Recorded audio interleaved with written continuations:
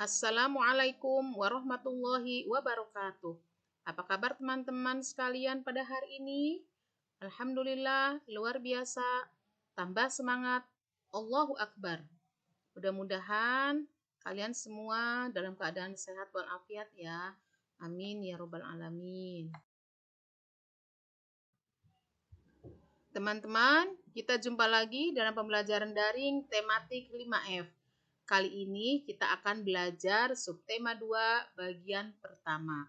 Yuk kita awali pembelajaran kita pada hari ini dengan sama-sama membaca basmalah. Bismillahirrahmanirrahim.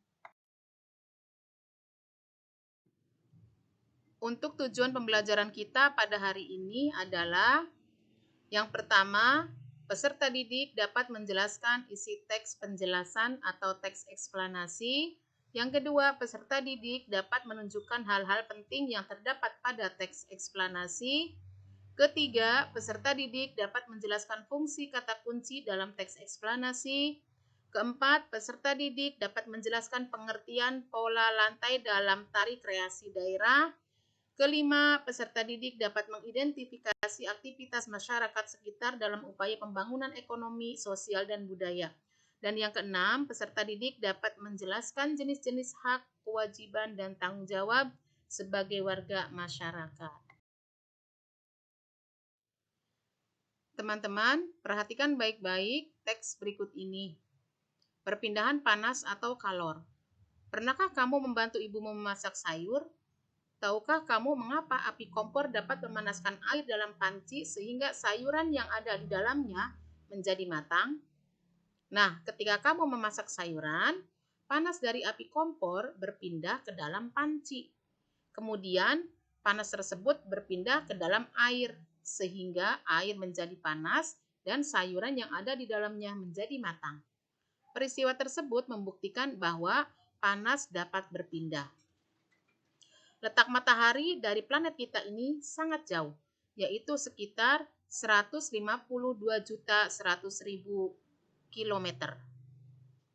Akan tetapi, panas dari matahari dapat berpindah atau merambat ke planet bumi kita sehingga kita dapat merasakan hangatnya sinar matahari. Andai saja panas matahari tidak dapat berpindah ke bumi kita, dapatkah kamu membayangkan bagaimana keadaan bumi kita ini? Panas berpindah dari benda yang bersuhu tinggi ke benda yang bersuhu lebih rendah. Bagaimana panas dapat berpindah? Panas dapat berpindah melalui 3 cara, yaitu konduksi, konveksi, dan radiasi. Konduksi adalah cara perpindahan panas melalui zat perantara seperti benda padat. Contoh konduksi adalah panci logam yang panas karena diletakkan di atas kompor yang berapi. Konveksi adalah perpindahan panas yang disertai dengan perpindahan bagian zat perantaranya. Misalnya, air di dalam panci yang dipanaskan hingga mendidih. Sedangkan radiasi adalah cara perpindahan panas dengan pancaran yang tidak membutuhkan zat perantara. Peristiwa radiasi yang terjadi sehari-hari adalah sinar matahari yang sampai ke bumi dan menghangatkan udara serta makhluk hidup di bumi.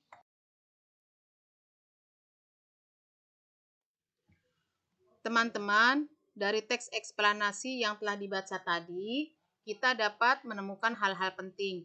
Di antaranya, pada paragraf pertama, yaitu pembuktian bahwa panas dapat berpindah.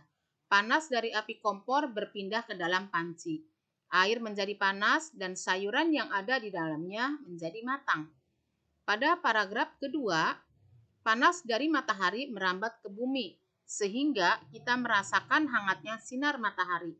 Dan pada paragraf ketiga, panas berpindah dari benda yang bersuhu tinggi ke benda yang bersuhu lebih rendah. Perpindahan panas melalui 3 cara, yaitu konduksi, konveksi, dan radiasi. Kesimpulannya, panas atau kalor dapat berpindah. Contoh, api kompor dapat memanaskan air dan sayuran di dalam panci. Meskipun letak bumi jauh dari matahari, namun panas dari matahari merambat ke bumi sehingga kita merasakan hangatnya sinar matahari. Panas berpindah dari benda yang bersuhu tinggi ke benda yang bersuhu lebih rendah. Panas dapat berpindah melalui 3 cara, yaitu konduksi, konveksi, dan radiasi. Nah, teman-teman, apa fungsi kata kunci dalam sebuah teks? Untuk memahaminya, yuk kita simak penjelasan berikut. Ada beberapa petunjuk untuk menentukan sebuah kalimat mengandung ide pokok atau tidak mengandung ide pokok. Kalimat yang mengandung ide pokok adalah kalimat utama paragraf. Sedangkan kalimat yang tidak mengandung ide pokok adalah kalimat penjelas. Fungsi kalimat dalam sebuah paragraf ada 2 macam, yaitu A sebagai wadah gagasan utama dan B sebagai penjelas, yaitu menjelaskan kalimat utama. Untuk menemukan kalimat yang mengandung ide pokok, kamu dapat melihat kata-kata kunci yang mengawali kalimat tersebut. Peganglah kata kunci tersebut untuk memutuskan apakah kalimat tersebut mengandung ide pokok atau tidak. Kata kunci adalah kata penting yang terdapat dalam sebuah kalimat. Kata kunci merupakan kata atau frase yang penting dan sering muncul dalam sebuah teks. Kata kunci juga terdapat dalam judul, abstrak, dan isi suatu tulisan. Setiap halaman dokumen terdapat kata kunci yang dianggap sebagai kata penting. Dalam suatu pencarian informasi, kata kunci berguna untuk memulai pencarian tersebut. Jumlah kata kunci antara 3 hingga 5 kata.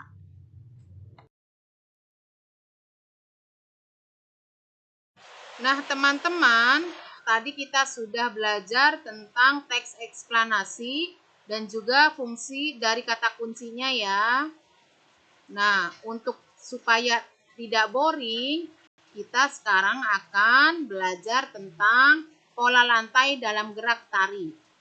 Pola lantai adalah garis di lantai yang dilalui oleh penari saat melakukan gerak tari. Garis lantai ada 2 macam, yaitu garis lantai yang dilalui oleh penari dan garis lantai dibuat penari untuk formasi penari kelompok. Contoh pola lantai, perhatikan baik-baik. Di sini ada garis horizontal, garis vertikal, garis miring atau diagonal, dan garis lengkung.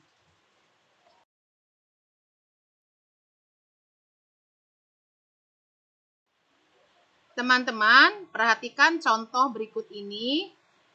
Pola lantai garis lurus dapat dikembangkan menjadi horizontal, diagonal, vertikal, zigzag, segitiga, segi 4, dan segi 5.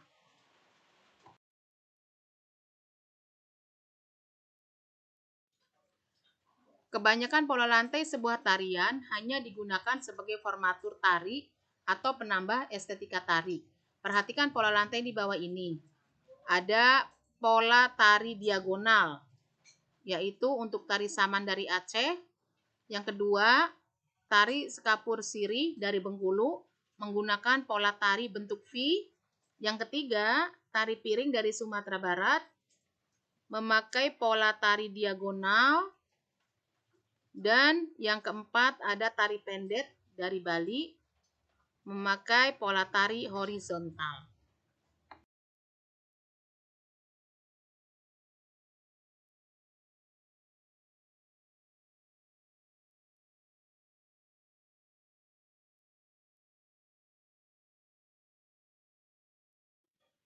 Teman-teman, sekarang kita berpetualang ke kehidupan suku Bajo di Sulawesi.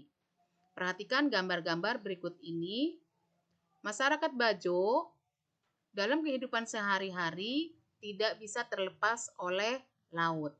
Maka dari itu, kebanyakan profesi yang dijalani oleh masyarakat Bajo sebagian besar adalah sebagai nelayan. Untuk lebih jelasnya, nanti kalian baca dalam buku tematik 5F subtema 2 ya. Nah, teman-teman, nanti kalian baca teks tentang kehidupan suku Bajo halaman 80 sampai 81. Kemudian kalian jawab pertanyaannya ya, dari nomor 1 sampai dengan nomor 5. Hasilnya kalian foto dan kirim ke Walas masing-masing. Terima kasih. Teman-teman, masyarakat Bajo telah melaksanakan kewajiban untuk menjaga kelestarian keanekaragaman hayati laut. Oleh karena itu, mereka mendapatkan hak dari laut berupa tangkapan ikan. Hak dan kewajiban sebagai warga negara diatur dalam Undang-Undang Dasar 1945. Hak warga negara adalah segala sesuatu yang pantas dan mutlak untuk didapatkan oleh individu sebagai warga negara. Hak dan kewajiban sebagai warga negara tercantum dalam Undang-Undang Dasar 1945. Nah, kalian silahkan baca buku tema 5F halaman 85 sampai dengan 86 tentang hak dan kewajiban warga negara. Teman-teman, kita cukupkan dulu untuk pembelajaran tematik hari ini. Terima kasih kepada kalian yang telah mengikuti pembelajaran kita pada hari ini. Mudah-mudahan kalian dapat memahaminya dengan baik. Dan jangan lupa kerjakan tugasnya, yaitu menjawab pertanyaan dari kehidupan, dari teks bacaan kehidupan suku Bajo, halaman 81, nomor 1 sampai dengan nomor 5. Hasilnya difoto dan kirim ke Walas masing-masing ya teman-teman. Yuk kita tutup pembelajaran kita pada hari ini dengan sama-sama mengucapkan hamdalah. Alhamdulillahirabbil alamin. Dan akhirnya Ustazah ucapkan wassalamualaikum warahmatullahi wabarakatuh.